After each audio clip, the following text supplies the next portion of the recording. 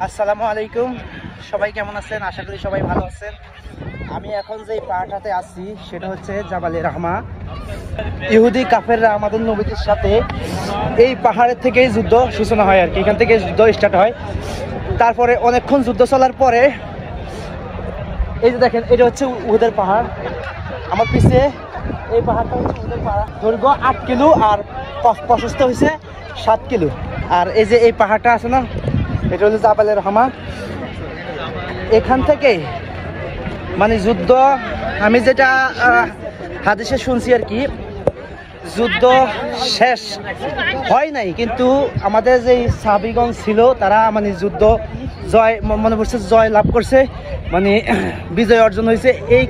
এই বিজয় অর্জন মনে করে এই পাহাড় থেকে যখন নিচে নামা যায়, তখন খালিদ বিন ওলিদের বাহিনী আইসা ঠিক এই 100 সাহাবীর উপরে হামলা চালানোর পরে এখানে 70 জন সাহাবী নিহত হয় আর কি।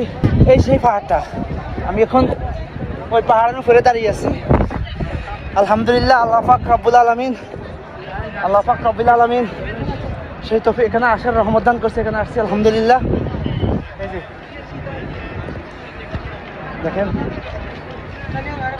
একটু ভালো করে দেখে আপনাদের। এই যে এখানে থেকেই নবী সাল্লাল্লাহু আলাইহি সাল্লামের সাহাবীগণ যুদ্ধে অংশ নেয় এই পাহাড়ের সিপাহী থেকে। এই যে এই পাহাড়টা, আমি যে পাহাড়টা দাঁড়িয়েছি, আমি একটু ব্যাক ক্যামেরা দেখাই আপনাদের। এই যে দেখেন, এই পাহাড়টা জাবালে রাহমা।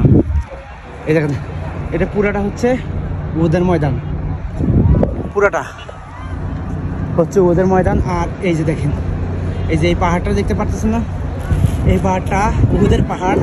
লম্বাতে হচ্ছে 8 কিলো আর দৈর্ঘ্য মানে প্রস্থ হচ্ছে 7 কিলো। এই সেই উহুদের পাহাড় দেখেন। যাক, আল্লাহর কাছে লাখ লাখ শুকর, আলহামদুলিল্লাহ, আল্লাহ পাক এখানে আসার তৌফিক দান করছে, আপনাদের কাছে শেয়ার করা আর কি। যাই হোক, এই যে দেখেন, হাজার হাজার মানুষ এখানে প্রতিদিন আসতেছে, দেখতেছে। এই যে দেখেন, এখানে আবার অনেক ধরনের বিক্রি করা হচ্ছে আর কি, সবজি, আতর, তারপরে আরো অনেক কিছু আছে, সুগন্ধি অনেক কিছু আছে এখানে বিক্রি করে মহিলারা।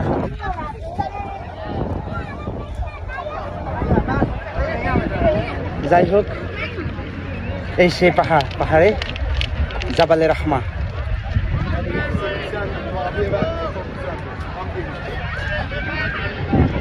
ঠিক আছে, আপনাদের মাঝে শেয়ার করা। সবাই ভালো থাকবেন। আসসালামু আলাইকুম।